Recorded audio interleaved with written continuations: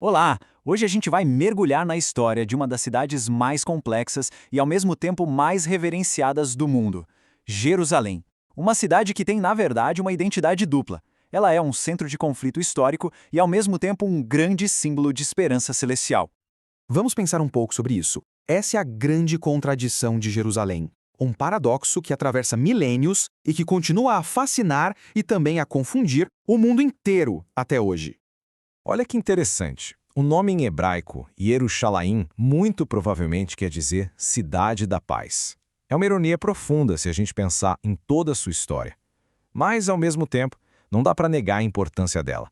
É a cidade santa para três das maiores religiões do mundo, né? O judaísmo, o cristianismo e o islamismo. E não foi só um nome, não. Ao longo da sua vasta história, ela foi chamada de várias formas. Salém, lá nos tempos bem antigos, depois Jebus, na época dos juízes, e para os árabes é o Quds, que significa a Santa. Cada nome desses é como se fosse um capítulo na longa e rica história da cidade. Pois é, agora a gente entra na parte mais, digamos, turbulenta da história. A realidade da Jerusalém aqui na Terra. Uma história escrita com poder, conquista e uma resiliência impressionante. 26. Parem para pensar um pouco nesse número. 26 vezes. Essa foi a quantidade de vezes que Jerusalém acabou sendo conquistada por alguma potência estrangeira. É um número que, nossa, fala por si só sobre o quão estratégica e simbólica essa cidade sempre foi. E não para por aí. Além de ser conquistada tantas vezes, a cidade foi, assim, completamente arrasada, destruída mesmo, em 3 ocasiões diferentes. E o incrível é que depois de cada destruição, ela foi reconstruída. Isso mostra uma tenacidade fora do comum. Essa linha do tempo aqui marca alguns desses momentos cruciais e quase sempre violentos. Em 587 a.C., por exemplo, os babilônios não só conquistaram a cidade, eles destruíram o primeiro templo. Séculos depois, em 70 d.C., foi a vez dos romanos fazerem o mesmo com o segundo templo, deixando a cidade em ruínas. E o ciclo continuou. Depois vieram os otomanos, em 1517, e mais tarde os britânicos, em 1917.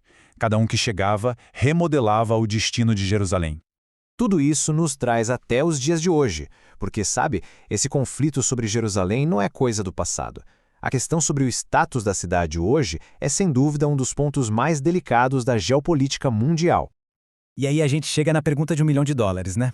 A Jerusalém de hoje, a quem ela pertence? É uma pergunta que ecoa por corredores diplomáticos, por lugares sagrados e que afeta diretamente a vida de milhões e milhões de pessoas.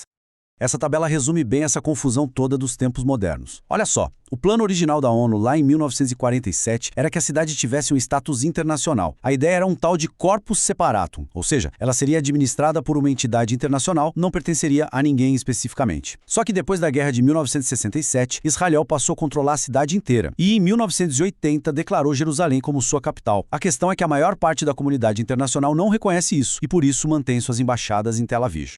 E tem um outro lado dessa história que é fascinante, que é o poder que a cidade exerce sobre a mente das pessoas.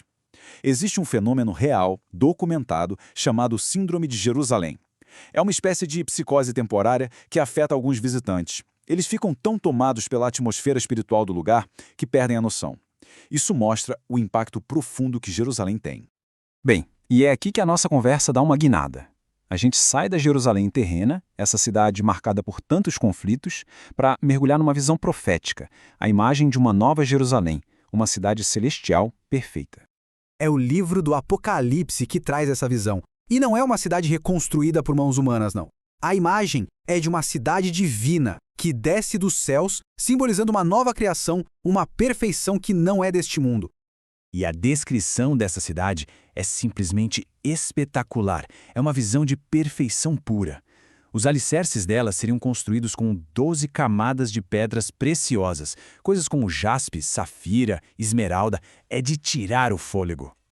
Mas talvez o mais impressionante de tudo seja nos portões. Pensem nisso. Não é que eles são decorados com pérolas. Cada um dos 12 portões é uma única e gigantesca pérola. É uma imagem de uma magnificência que a gente mal consegue imaginar. Ok, uma cidade assim, celestial, perfeita. Mas, de acordo com a profecia, Quem poderia entrar por esses portões? O texto bíblico estabelece algumas condições bem claras. O texto do Apocalipse faz uma distinção muito clara. De um lado, ele descreve os chamados vencedores, que teriam direito à árvore da vida e acesso à cidade. Do outro lado, ele aponta quem ficaria de fora, e a lista é bem específica: covardes, incrédulos, assassinos e todos os mentirosos. Mas a narrativa não termina com um portão fechado. Pelo contrário, ela termina com um convite, um apelo aberto, um chamado para que todos que tiverem sede, que desejarem, possam vir e receber de graça a água da vida. É apresentado como uma oferta universal, para quem quiser. E é com essa dualidade que a gente encerra a nossa análise de hoje. De um lado, a Jerusalém terrena, palco de impérios, de batalhas sem fim. Do outro, a Jerusalém celestial, uma visão de paraíso, de paz e perfeição. A grande questão que fica no ar é essa: por que uma única cidade consegue ter um domínio tão poderoso sobre o espírito humano? Fica aí a reflexão. Muito obrigado pela companhia.